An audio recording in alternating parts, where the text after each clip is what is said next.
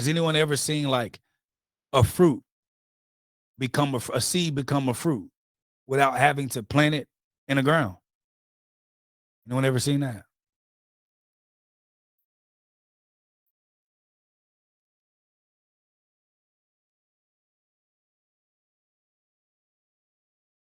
Answer is no. You have to work on what you want and show that you're capable before people are actually going to trust you in other positions. Meaning,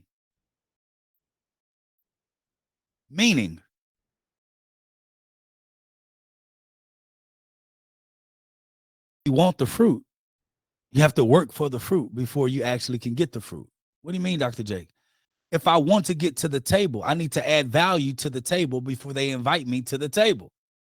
You don't get to the table and you don't get the promotions you want. You don't garner the respect you want until they can see you as someone respectable.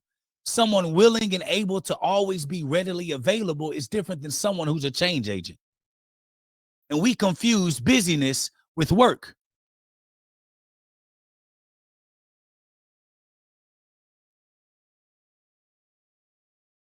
Can't do that. In building these relationships, you also have to understand exactly, Bill. In building these relationships, you also have to understand, just like Bill said, is it the right season to ask for anything with a newer relationship where you haven't proven yourself to be trustworthy or credible yet? Just because your friend is the VP doesn't mean that you're a VP or respected on the same level as your friend. Just because you've been there 20 years doesn't mean you have more value than the CEO that's been there 4 or 5, or the your partner person 4 or 5 that's adding more value to the organization. True leaders see themselves as value adds to the entire organization, not just doing something just so that you can get seen for a promotion, a raise, or acknowledgement.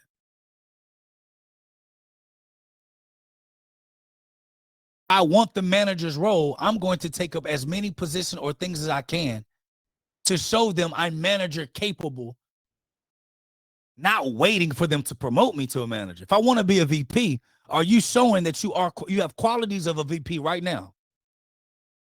Or are you just doing things to get the job done based on your job description? Because true leadership, there is no real job description. Everybody's job is in your description. You have to be able to do everybody. You're everything to everybody as a true leader. So if I'm an executive director and I'm staying late and I'm working late to get something done, and every time at 5 p.m. you tell your executive, hey, I'm gone. If you need me, call me. I'm on the road. Every day at 5 p.m. you leave. Every day at 5 p.m. you leave. You get there right on time, you leave right on time.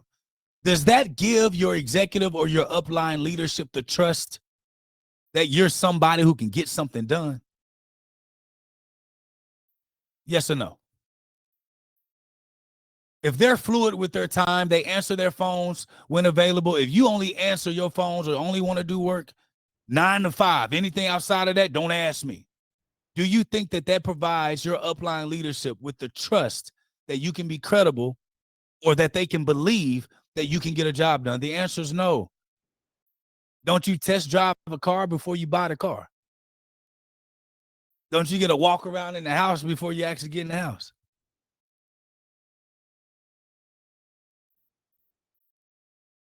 As I'm building this trust, I also have to understand the seasons of the ask.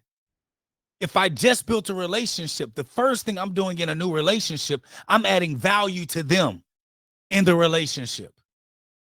I'm sowing a seed in that relationship. Hey, ED, you good? Executive, you good? You hungry? You straight? Okay, boom. I saw you worked late yesterday. I'm gonna stay late with you today. I couldn't have to go get my children, but I've already aligned. I'm gonna stay up late with you. We're gonna help solve this problem together. I'm gonna be here until we get the job done.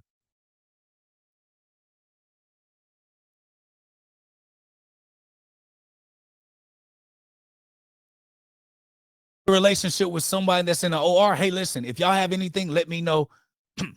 Shoot me a text. And if I get it, I'll be able to talk with the manager in SPD to make sure that we're good. If y'all are having a problem there, it's just easier to send me a text. Being readily available to those that you want to be in your relationship circle is very key.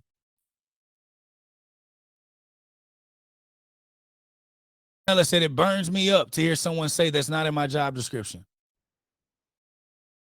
And then those are the same very people that consider themselves leaders that want to what? Get promoted, get raises. You already told me that you're confined to a job description. But if you're owning the space that you're in, everybody's job is my job. Think about it. If you're a technician right now, or a manager right now, or even a director right now, and one day you're like, you know what? I'm going to make the decision. Why can't I be a VP or C-suite somewhere? Why can't I? The moment you make that decision that you want to be greater than where you currently are, the only thing that you should be focusing on is becoming a change agent where you are.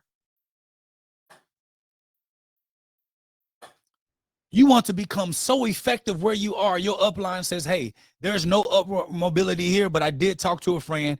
They got an executive position open. I told them that you will be great because that's how great you are.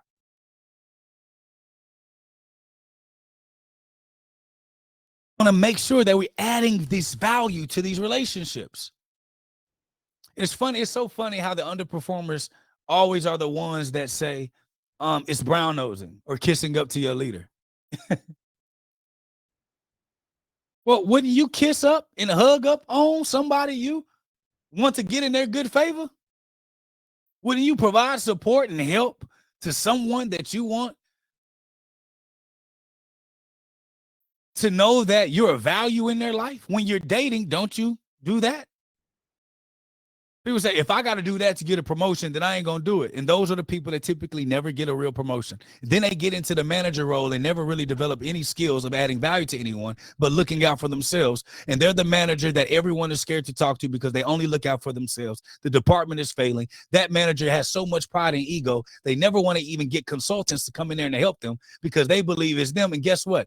Their reputation is dying right before their eyes, and they can't even smell the boo-boo, the feces that they're in.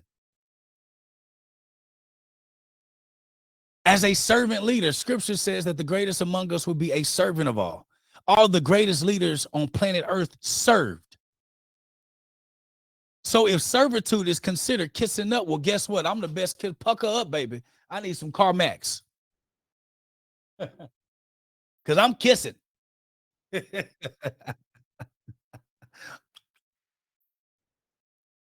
Pucker up.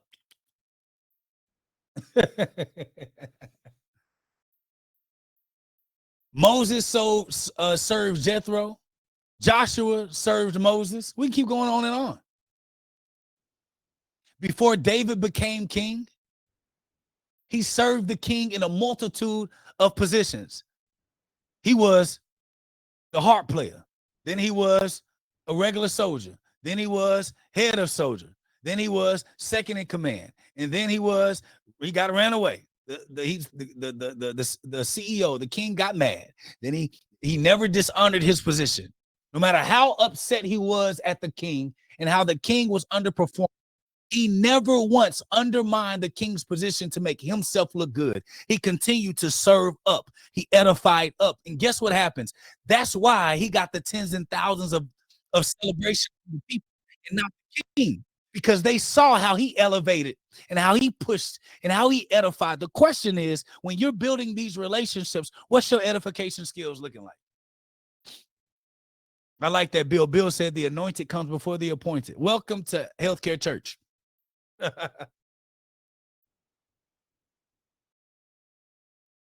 Right. Donella said, anyone willing to watch the house burn down without trying to support or raise awareness should not be in leadership.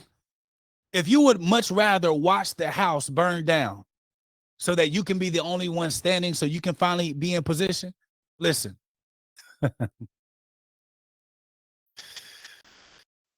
It's not a place to be. So as I am building these relationships, guess what? I'm puckering up. Pucker up, baby. because people have to learn that they can depend on you. And whatever I'm telling them that I got them on,